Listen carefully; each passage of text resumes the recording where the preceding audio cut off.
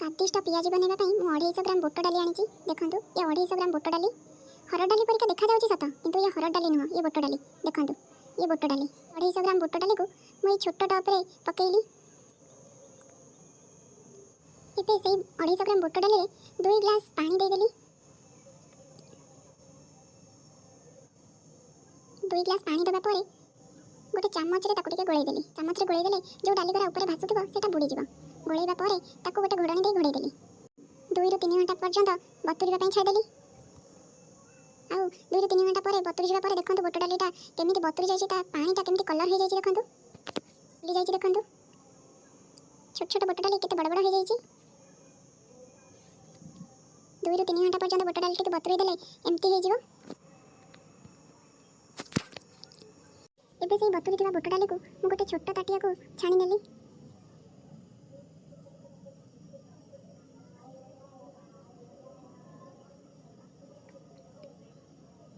देखंतु मु एबे सब बुट डाली को ए ताटिया रे छाणी नेछि छाणी नेबा परे एबे सिड़ा को भलो भाबरे टिके धोई नेली सिड़ा रे जहां भी बाटंतु आगो सिड़ा को भलो भाबरे धोइबे ता परे मु से बुट डाली को ए सिड़ा रे बाटिली जहां किछि भी सिड़ा रे बाटिले तार स्वाद बहुत भलो आसे सेति पई मु एटी बुट डाली को सिड़ा रे ही बाटी नेली। पियाजी बनैबा पई बुट डाली टी बेसी प्लेन करिवेनी टिके खद खदड़िया रखिबे मु एटी 250 ग्राम बुट डाली को बेसी चिकन करी बाटिनी खद खदड़िया रखी की बाटिची एटु मु आज पियाजी बनैबा पई चेष्टा कली मु आज पियाजी बनाउची जदि मु पियाजी बनैबारे किछि भी भूल हेताय कमेंट रे निश्चय जणाइबे मु मोर भूल को सुधारिबा पई चेष्टा करिवे। आ मु एटी सेही सब बुट डाली को भलो भाबरे बाटी नेली मोर बुट डाली बटा सरी गला एबे मु सेही सब को भलो भाबरे पोछि नेली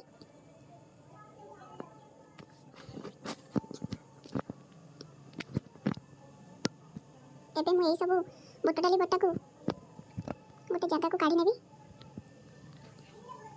ए टॉप रे मु सब तक बुट डाली को काढी नेबी ए टॉप रे मु सब तक बुट डाली को काढी नेली देखंतु बुट डाली को बेसी चिकन करिनी खद खदड़िया रखी की बाटीची आ सेही बटा बुट डाली रे 4 ରୁ 5टा पियाज को चुना चुना करी काटी नेछि 5टा कंचा लंका को छोट छोट करी काटी नेछि आ छोट खंडे अद्दा 5 ରୁ 6 कुला रसुण को छेची की नेछि ताको सब पकई देली आ भुरसंग पत्र पकई देली खाइबा सोडा अल्प टिके पकई देली स्वाद अनुसार लूण पकई देली अल्प टिके हळदी गुंडा पकई देली तापर ताको टिके भलो भाबरे गोळैली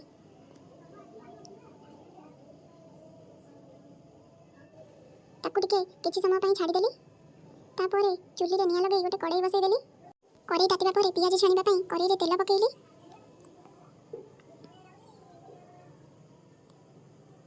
तेल गरम हो जिबा परे पियाजी छाणीबा पई एम्ति छोट छोट गोळा करके पकईली तेल रे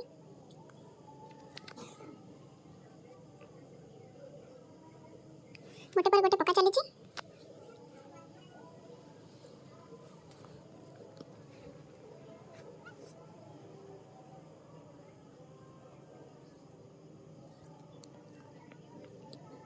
चुली पूरा जोरसोरिया जळिलानी फायर ऑफिस कॉल करिया पड़िबो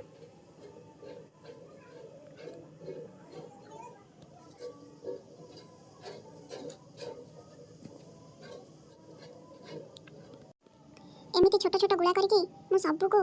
तेल कड़ाई रे पकईली सब को पकई सरिबा परे से पूरा गब गब होई फुटुची काहे ताती जीव सेति पई ताकू टिके भलो भाबरे लौटै देली गोटे पर गोटे लौटै चलची 8 जण पापी को मु तेल कड़ाई रे पकई की छाणुची धीरे धीरे लौटौची से को पाप करथिले कहबे आज ती माने कहउचंदी हमको एमिति कष्ट दियनी जमर रानी कोन करबा से तो पाप करिचंदी पापर फल तो भोगिबा को पड़िबो भोगुचंदी तापर किछि समय ताको गोळैबा परे ताको गोटे थाली को मु काढी नेबी एबे ये हेइ गलानी ताको एबे गोटे थाली को मु काढी नेली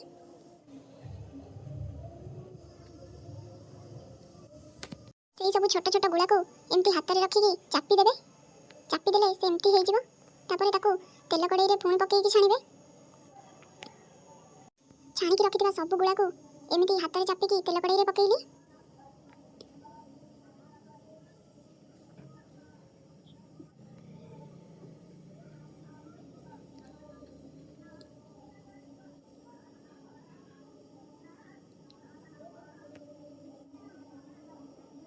ସବୁଗୁଡ଼ାକୁ ହାତରେ ଏମିତି ଚାପିକି ତେଲ କଡ଼େଇରେ ପକାଇଦେଲି। କିଛି ସମୟ ପରେ ତାକୁ ଟିକେ ଲଉଟେଇଦେଲି, ଯେମିତି ବେଶୀ ତାତି ନ ଯାଏ, ତାତିଗଲେ ଭଲ ଲାଗିବନି।